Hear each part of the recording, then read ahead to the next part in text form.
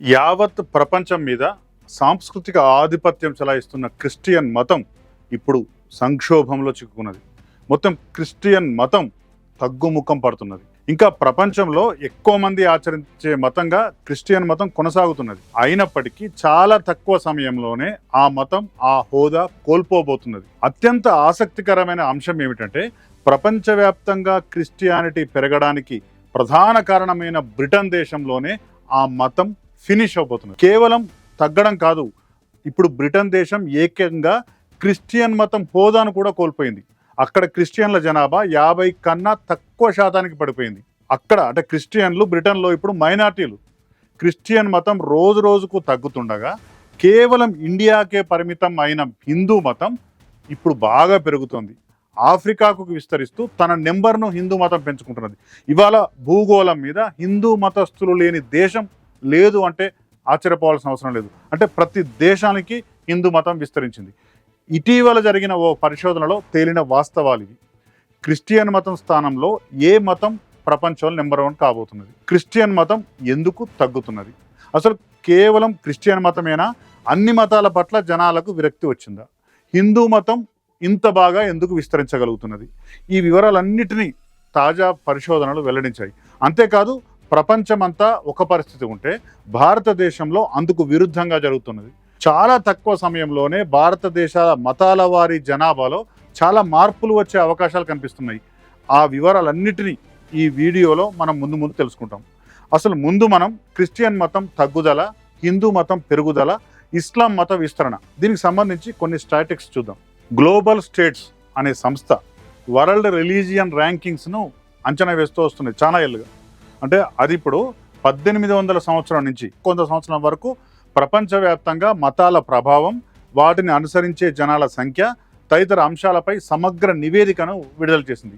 అంతేకాకుండా pure research centre అనే ఈ జనాభా అంచనాలు వేసే సంస్థ కూడా మతపరమైన విశ్వాసాలు, మతాలను ఆచరించే ప్రజలకు సంబంధించి ఓ నివేదికను బయటపెట్టింది. ఇప్పుడు వీటిలో అత్యంత ఆసక్తికరమైన అంశాలు వెలుగులోకి వచ్చాయి. 1865 నుండి నేటి వరకు ప్రపంచంలో క్రిస్టియన్ మతమే అతి పెద్ద మతంగా కొనసాగుతున్నది. 1801లో కేవలం 20 కోట్ల మంది మాత్రమే క్రిస్టియన్ మతంలో ఉండేవారు. కానీ 2025కు వచ్చేసరికి ప్రపంచంలో క్రిస్టియన్ల జనాభా 241 కోట్లకు చేరింది. కానీ గడిచిన దశాబ్ద కాలంగా మిగతా మతాలతో పోలిస్తే క్రిస్టియన్ మతంలో పెరుగుదల బాగా తగ్గింది. 2010లో ప్రపంచ జనాభా 662 కోట్లు అయితే క్రిస్టియన్ల జనాభా 209 కోట్లు. అంటే ప్రపంచ జనాభాలో క్రిస్టియన్ల శాతం 30.6%. 2020కి వచ్చేసరికి ప్రపంచ జనాభా 759 కోట్లు అయితే క్రిస్టియన్ల జనాభా 235 కోట్లు. అంటే క్రిస్టియన్ల శాతం 30.6 నుంచి 28.8కి పడిపోయింది. పరిస్థితి ఇట్లనే కొనసాగుతాయి 2071 సంవత్సరం నాటికి క్రిస్టియన్లు తమ నెంబర్ 1 ర్యాంకును కోల్పోతారు. అప్పటికి భారతదేశ జనాభా అంటే 2071 నాటికి 1000 కోట్లు దాటుతుందని ఒక అంచనా.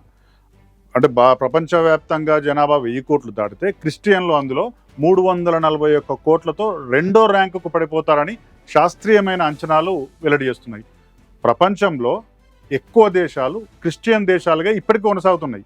కానీ భవిష్యత్తులో ఈ పరిస్థితి ఉండదు అనేది సర్వేలు, స్టడీలు, రీసెర్చ్లు మనం వెతికిన అదే విషయం మనకు కనిపిస్తుంది. బ్రిటన్తో పాటు ఫ్రాన్స్, ఆస్ట్రేలియా, ఉరుగ్వే దేశాలు తమ క్రైస్తవ దేశ హోదాను కోల్పోయాయి. అమెరికాతో పాటు చాలా దేశాలు క్రైస్తవ దేశ హోదా కోల్పోయే ప్రమాదంలో పడ్డాయి. దీనికి ఆ దేశ జనాభాలో క్రిస్టియన్ల శాతం 50 కన్నా తక్కువ పడిపోవడమే ప్రధాన కారణం. అమెరికాలో 2007లో 78% మంది క్రిస్టియన్లు ఉంటే 2014కు వచ్చేసరికి వారి శాతం 71కి పడిపోయింది. 2024కు వచ్చేసరికి 62%కి తగ్గింది. అంటే 10 ఏళ్లలో 9% క్రిస్టియన్ల జనాభా అమెరికాలో తగ్గింది. రాబోయే 10-12 సంవత్సరాల్లో అమెరికాలో కూడా క్రిస్టియన్ల జనాభా ప్రస్తుతం బ్రిటన్ లాగానే 50% కన్నా తక్కువ పడిపోతుంది. క్రిస్టియానిటీ తగ్గడం వల్ల అమెరికా ఆ క్రిస్టియన్ దేశం అనే హోదా కోల్పోతుంది. పోనీ క్రిస్టియన్ మతం తగ్గిపోతుంది. దీనివల్ల ఏ మతం పెరుగుతున్నది? ఎవరికి లాభం జరుగుతున్నది? ప్రపంచ నెంబర్ 1 మతంగా దేనికి అవకాశం ఉంది? క్రిస్టియన్ మతం తర్వాత ప్రపంచంలో జనాభా పరంగా ఇస్లాం, హిందూ మతం, ఈ రెండు కూడా పోటీ పడుతున్నాయి. ఈ రెండు బాగా విస్తరిస్తున్నాయి. ఒకసారి హిందూ మతం పెరుగుదలను కూడా మనం క్షుణ్ణంగా పరిశీలిద్దాం.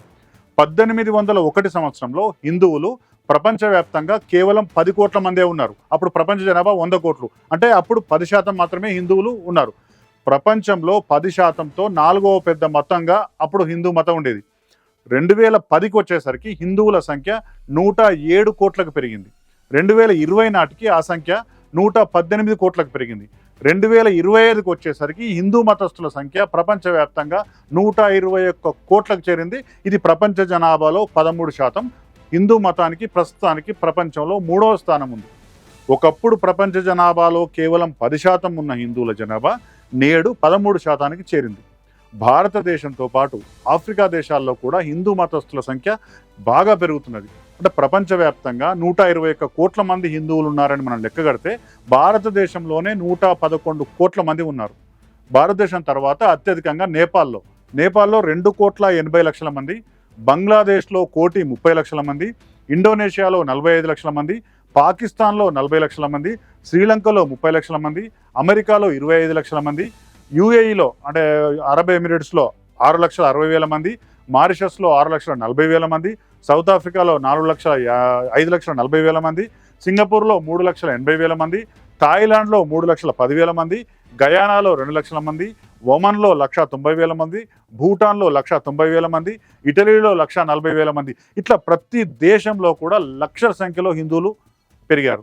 నేపాల్ జనాభాలో 80.6% మంది హిందువులే ఉన్నారు.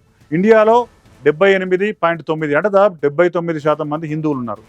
విద్య కోసము, ఉద్యోగం కోసము, వ్యాపారం కోసం ఇండియా నుండి వివిధ దేశాలకు వలస వెళ్ళిన హిందువుల వల్ల ప్రపంచవ్యాప్తంగా ఈ సంఖ్య పెరుగుతున్నది.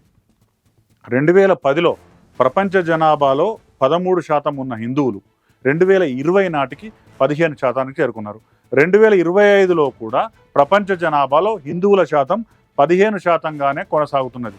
హిందువుల సంఖ్య, హిందువుల శాతం ఈ రెండు కూడా క్రమంగా పెరుగుతున్నాయి.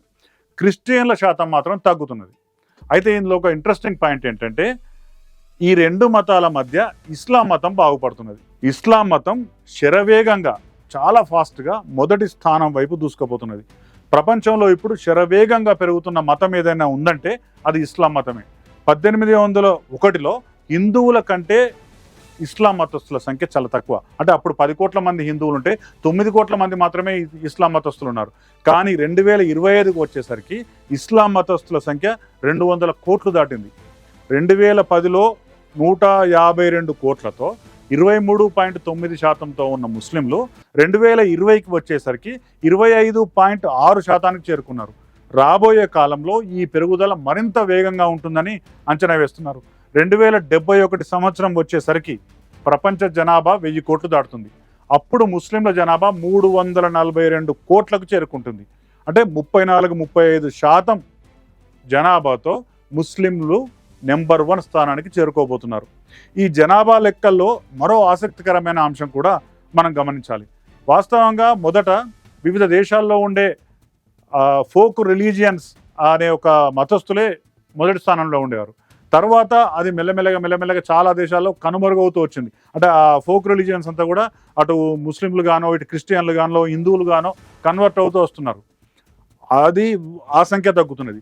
దాంతోపాటు ఏ మతాన్ని విశ్వసించని వారి సంఖ్య మొదట్లో చాలా తక్కువ సంఖ్యలో ఉండేది.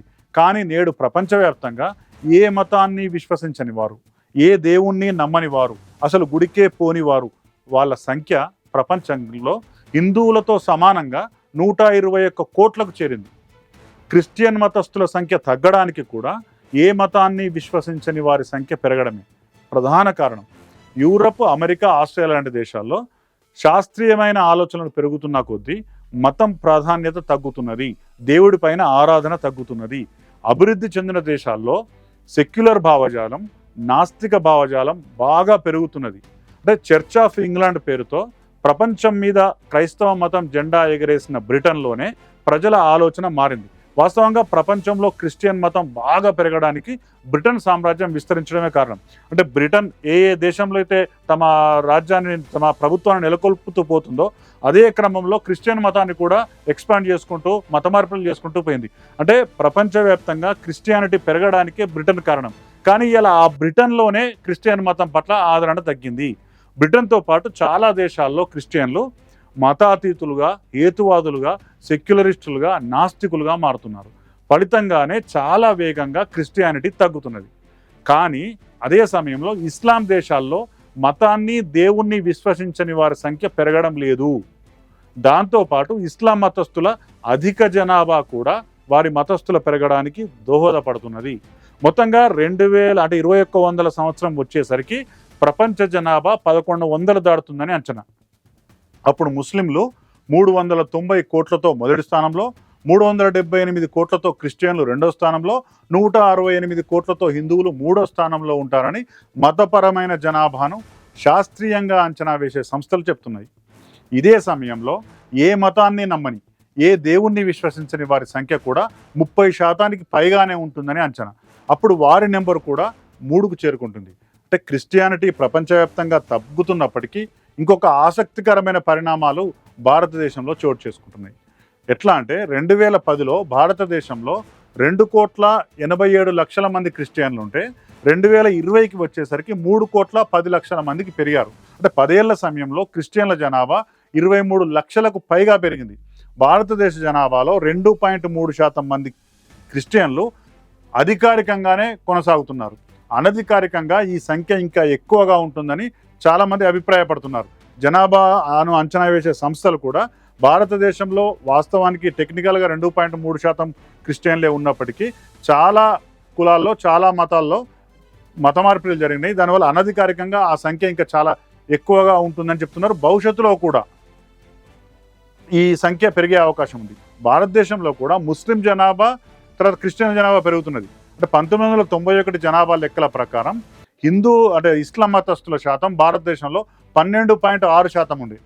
2011 జనాభా లెక్కలకు వచ్చే వరకు వాళ్ళ శాతం 14.2% పెరిగింది. భారతదేశంలో ఇస్లాం, క్రిస్టియన్ల మతస్థుల సంఖ్య పెరగడం వల్ల హిందువుల సంఖ్య తగ్గుతున్నది. 1991 జనాభా లెక్కల ప్రకారం హిందువుల శాతం 81.53 అయితే 2011కు వచ్చేసరికి హిందువుల శాతం 79.8కి తగ్గింది. అంటే ప్రపంచవ్యాప్తంగా హిందువుల శాతం పెరుగుతున్నది, బట్ భారతదేశంలో మాత్రం ఆ తగ్గుదల కనిపిస్తున్నది. దీనికి ప్రధాన కారణం ముస్లిం జనాభా పెరగడం, క్రిస్టియానిటీ పెరగడం, దాంతోపాటు ఏ మతం ఆచరించని వారి సంఖ్య హిందువుల నుంచే ఎక్కువ ఉండడం. ఈ కారణం వల్ల భారతదేశంలో హిందూ మతస్థుల సంఖ్య కొంచెం తగ్గింది. ప్రపంచవ్యాప్తంగా చూసుకుంటే క్రిస్టియానిటీ తగ్గుతున్నది, ముస్లిం మతం పెరుగుతున్నది, హిందూ మతం కొద్దో గొప్ప పెరుగుతున్నది. ఈ పరిణామాలతో పాటు దేవుణ్ణి, మతాన్ని విశ్వసించని వారి సంఖ్య కూడా గణనీయంగా పెరుగుతున్నది. దీనివల్లనే మతం ర్యాంకుల్లో తేడాలు మనకు కనిపిస్తున్నాయి.